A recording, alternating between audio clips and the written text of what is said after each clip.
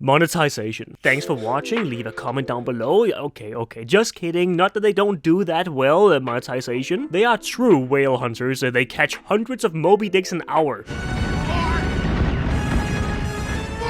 But this video is about something a bit less cynical. Prove me wrong, Legion had the best rollout of any expansion. Warcraft shorts, harbingers, audio drama, it had everything to introduce and build up the story and world we were heading into. The Lords of War style videos for each expansion rollout since WoD has been the single best WoW content created outside of cinematic trailers. The art style alone gives me an absolutely raging thirst for more. I, and you probably, watch them over and over again and just feel the urge to enter this universe. The atmospheres in these shorts are just immensely captivating. The image of Grommash hung and starved in the desert to test his will, Marad causing the death of children because of his own lust for revenge, is absolutely the peak of Warcraft storytelling, and it's all done in 5 minutes. Blizzard are just very good at setting their expansions up. The hype build for the game itself is for me rarely because of innovation within the gameplay or oh my god, a new raid, who could have seen that coming? But mostly it's the cinematics that paint a picture prettier than what the game tends to live up to. For good reason, you can't make an entire expansion feel like Lords of War. That would be an unfair expectation, but there is a tendency to build up backstory for characters that in the following game end up not living up to the potential storytelling that could have been brought. If you haven't seen 127 Days, spoiler alert, he cuts off his arm with a knife to survive. Meanwhile in WoD, Kakat did the same thing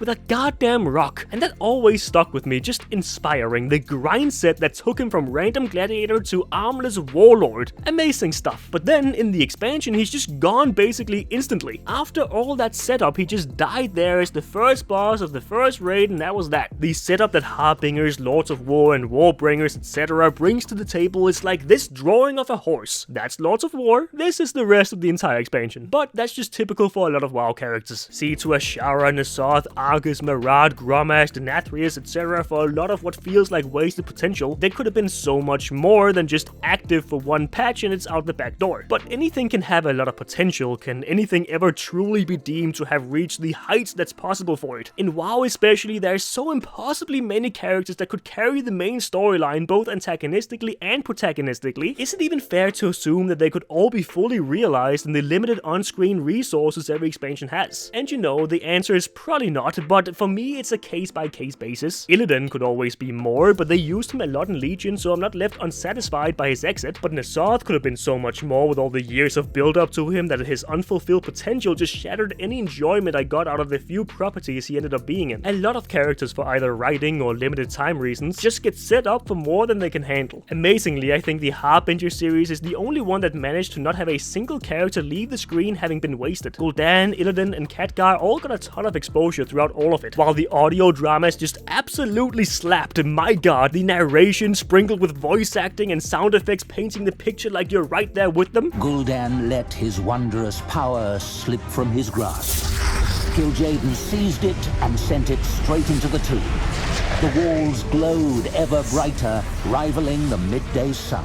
It is a travesty that we haven't gotten more like this. It absolutely fired me up for Legion. I cannot guarantee that I haven't paid several subs just because these YouTube videos got me hooked on the world all over again. They are the culprit. They are why I can't seem to leave. I always come back here. Oh, the spirit of a fluffy bear god dies because of a drought. You've caught me thirsty once again. Garrosh Hellscream is being tortured by dreadlords. Hello, here's my details. Times do not change apparently. And then this is what that cliffhanger resulted in. Bliss, this is the last time you get to break my heart until the next Lord of War videos drop. Unintentionally, Blizzard treats WoW expansions like they're painting Easter eggs. A beautiful shell with an often hollow core, but if you just see the outside, it's beautiful. And if I look back at BFA and WoD pre-expansion content, I suddenly remember the expansion much more positively than I experienced it, because those are some of the highlights. I love these videos and hope and expect they will continue the tradition with audio dramas, please, please, please. Because even through dodgy lore in general, these small short stories are typically always on the level of writing and presentation information that I wish the main storyline could deliver. I think they so often shine because they are setups. I think we all know how that feels. It's easy to start, to send something off the ramp that has potential to soar elegantly, but it's just so much more difficult to stick the landing. What do you think? Is it unfair to want, no, crave an entire expansion to just be Lords of War?